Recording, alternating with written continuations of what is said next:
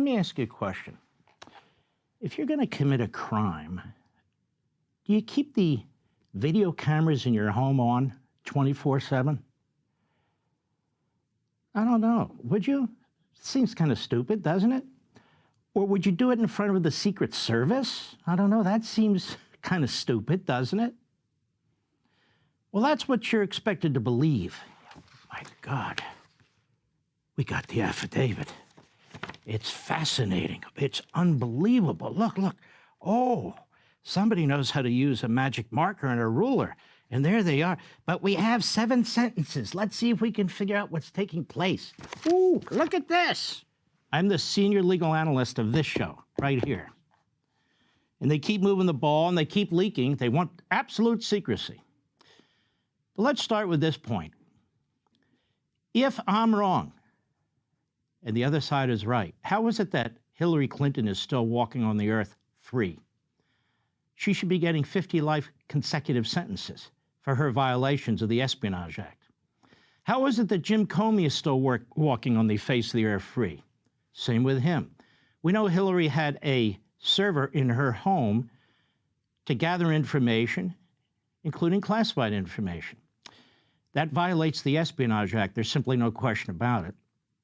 And when confronted with it, was her home searched? Was there a search warrant? I don't seem to recall. Do you? Did 30 FBI agents go to Chappaqua? I don't think so. Gee willikers. And I seem to remember her lawyer, David Kendall, had a big role in deciding what the government would and wouldn't see. Oh, and then we had hammers on iPhones and bleach software and all the rest of it. Obstruction? Oh, of course not. It's Hillary. And she wasn't even president, except in her mind. So she didn't even have the protections attendant to a president. What about James Comey, the head of the FBI, a lawyer, former U.S. attorney, Southern District? He would know the law, wouldn't he? I think so. Well, didn't he take documents with him? I think he did. Some of them classified? I think they were. Did he leak them? He leaked some. My goodness. Shouldn't he be doing time too?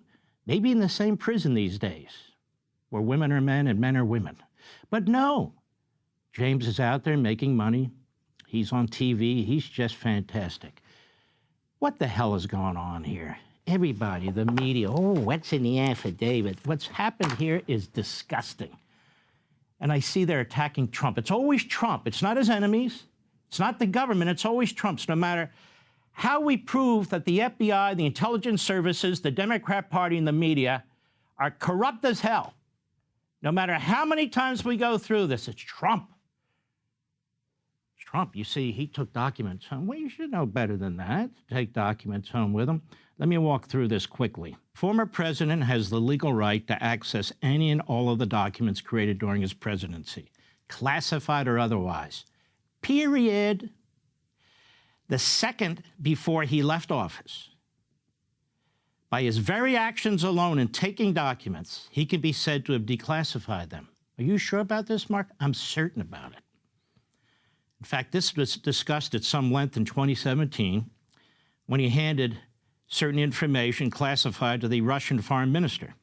Not because Trump's a spy, because he thought it was no big deal. So the former president cannot be charged under the Espionage Act of 1917 for this reason and more, including Article 2, Section 1 of the Constitution, the very first sentence. He is the executive branch, and he's the commander-in-chief. Subordinates can't tell him, you didn't fill out this paper. Agencies can't tell him. And so in 2017, like today, once the president acts a certain way, it's assumed by his actions that something can be declassified. At a minimum, this is a constitutional issue, right? So why would the Department of Justice open up this bag of worms? Why would it do that? Now imagine if a president or ex-president could be charged with endless debates over bureaucratic processes, followed or not followed, and the impact that would have on the ability of any president to actually be president and do his job. Yes, I took little notes to make sure I get this right. Now, among other reasons as well, this is why many of us argue that a sitting president cannot be indicted. Obviously, Trump here is a former president, But that gets back to my earlier point about interpreting a president's actions upon his departure. Oh, I've heard some Republicans and Democrats say, where's the evidence? Did he cross this? Because they're not constitutionalists. They're like former federal prosecutors, professors of this, that, or the other, political operatives. Listen to me, because these are the challengers should the Department of Justice be so outrageously foolish to proceed on the path they're on. Now we get to document possession, that issue. Under the Presidential Records Act of 1978, there are no penalties, none, and no enforcement mechanisms, none. The point is, the second after the president leaves office, he's not subject to criminal charges or penalties if he has documents or other information that he secured or took while he was president 1 second before he left office.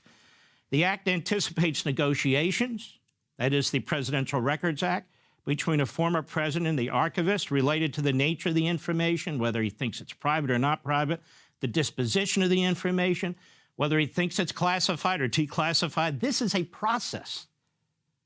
A process. That said, other than the boxes seized by the FBI, obviously listen to me, millions and millions of pages of records created in the Trump administration are controlled by the archivist. So we're talking about a relative few here.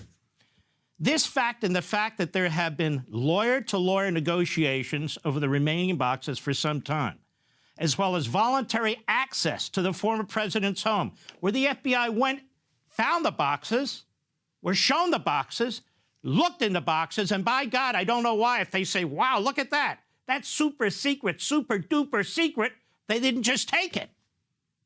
They could have. But this belies the absurd claim that Trump stole government property or obstructed the archives somehow or had criminal intent. They're negotiating. Indeed, the former president was out of office only 12 months when this issue publicly arose in January, February about boxes that became known.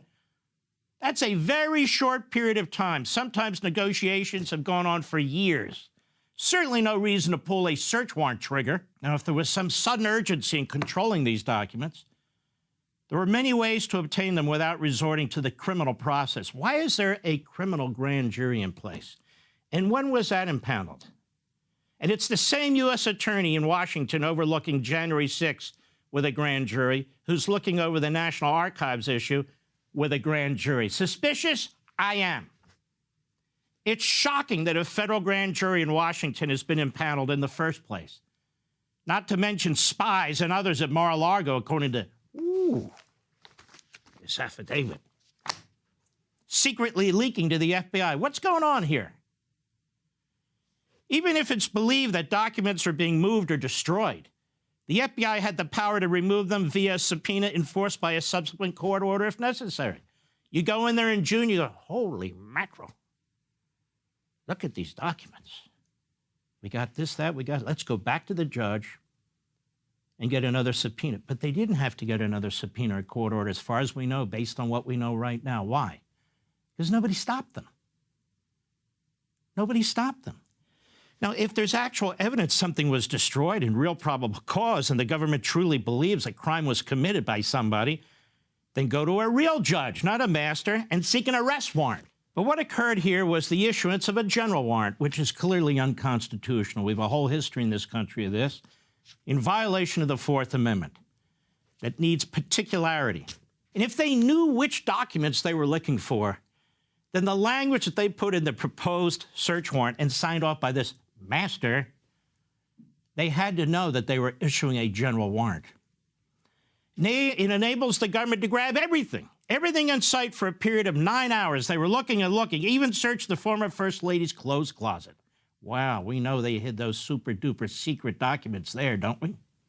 That's why, at least in part, this indicates the use of a pretext to search for information related to other matters like January 6th. It's no accident that the same U.S. attorney is overseeing both investigations. Also, why was a matter of such constitutional consequence heard by a master, not an Article III, Senate-confirmed federal judge? And if there was some kind of urgency, Attorney General Garland has a funny way of showing it. He was slow to authorize the seeking of a search warrant. He took 2 or 3 weeks to noodle over it. what should I do? I'm going after parents. I'm going after people who oppose abortion. I'm going after state legislatures. I refuse to enforce the law on the border. I've got so much to think about. And once secured, the warrant wasn't executed for 3 days or so. Again, this is why there's speculation about the government's actual intentions. Now, when you consider what Hillary Clinton did and Jim Comey, and that's not it. They're not the only ones. And they weren't president, and they weren't former presidents, and how they were treated versus how this former president is treated. Now you can see what's going on here. It's another disgusting ruse. Over documents? Seriously? Over documents? Seriously? Over documents the FBI could have gone in there and just taken without a search warrant? And now you have former federal prosecutors. I've had about enough of them. They're really a dime a dozen. All over cable, all over network TV. He clearly violated the Espionage Act. It's obstruction. He stole the documents. Yeah, he sure did.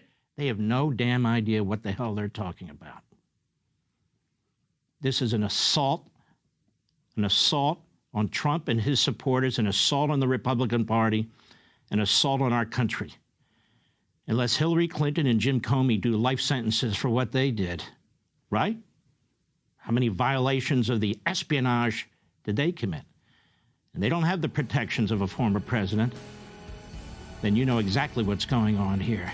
Once again, they go at it. Hey, Sean Hannity here. Hey, click here to subscribe to Fox News YouTube page and catch our hottest interviews and most compelling analysis.